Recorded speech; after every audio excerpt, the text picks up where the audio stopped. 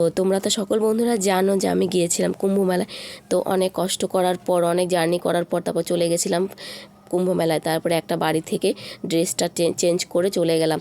আমাদের গাড়িটা পার্কিং করেছিলাম 25 কিলোমিটার দূরে। সেখান থেকে বাইকে করে গিয়েছিলাম। এই যে দেখো, বাইকে করে সাফারি, মানে বাইক সাফারি ওখানে খুব চলছিল। তো যাই হোক, আরও ভেতরে ওখান থেকে 25 কিলোমিটার যেতে হবে। তো বাইক সাফারি করে গিয়েছিলাম। তো যাই হোক, মেলার ভেতরে মানে সামনের দিকটাতে অংশগ্রহণ করেছি। তারপরে আরও তো মেলা অনেকটা দূর আছে। তো যাই হোক, তারপরে এখানে দাঁড়িয়ে দাঁড়িয়ে সবার সাথে কথা মানে ভিডিও করছিলাম, গামছা বেঁধে বেঁধে হাত ধরে ধরে যাওয়া হবে জন্য, কেন এত পরিমাণে ভিড়। আর আমাদের ছেলে মানুষগুলো ভীষণ ভয় পাচ্ছিল যে আমরা যদি হারিয়ে যাই। আর এই যে পুলিশটাকে দেখতে পাচ্ছ, সে আমার ভিডিও করা দেখে এমন অদ্ভুতভাবে তাকিয়েছিল যে কী বলবো, কী জানে কী ভাবছে ভগবান জানে।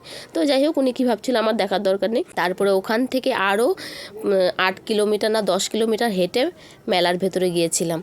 তাহলে ভাবতে পারো, ওই দেখো, একবার হাত ধরে একবার টেনে নিয়ে যায়, তারপরে যখন একটু ফাঁকা হয় তখন হাতটা ছেড়ে দেয়। তো যাই হোক, তখন একটু একটু করে ভিডিও অন করছিলাম যে ভিডিওটা করে রাখি, এটুই তাই স্মৃতি হয়ে থাকবে না।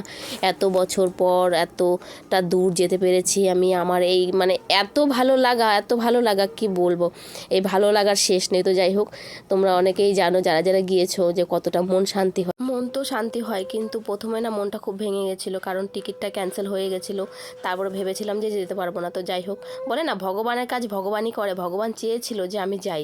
তো সেই জন্য হাজার বাধা বিপত্তি আসার পরেও আমি যেতে পেরেছি, তাই না? ভগবানের কাজ ভগবানই করে, ভগবান চেয়েছিল সে আমি যে তার দরবারে যাই, তার কাছে গিয়ে আমি তার স্থানে গিয়ে স্নান করি। তো এটাই হচ্ছে কথা, হাজার বিপত্তি আসার পরেও যে আমি এতটা দূর যেতে পেরেছি তাতেই আমি ধন্য।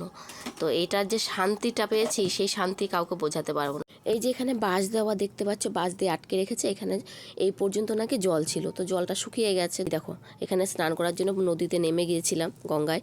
তো যাই হোক, আমি ভিডিওটা অন করে দিয়েছি। মহান ব্যক্তি, মানে আমার এত ভালো ক্যামেরাম্যান ছিল কি বলবো।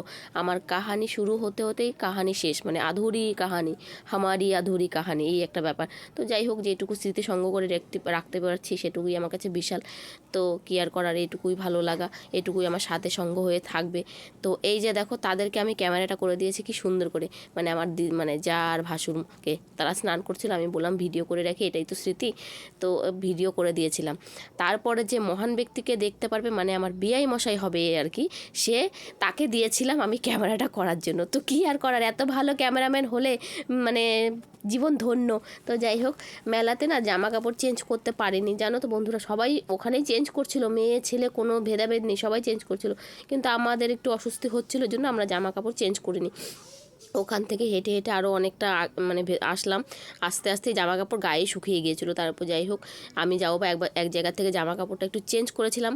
তারপরে আমার মানে দিদি জামা কাপড় চেঞ্জ করতে পারেনি। তারপর ওখানে খাওয়া দাওয়া করে যেখানে গাড়ি রেখেছিলাম পার্কিংয়ে, সেখানে চলে এলাম। ওখান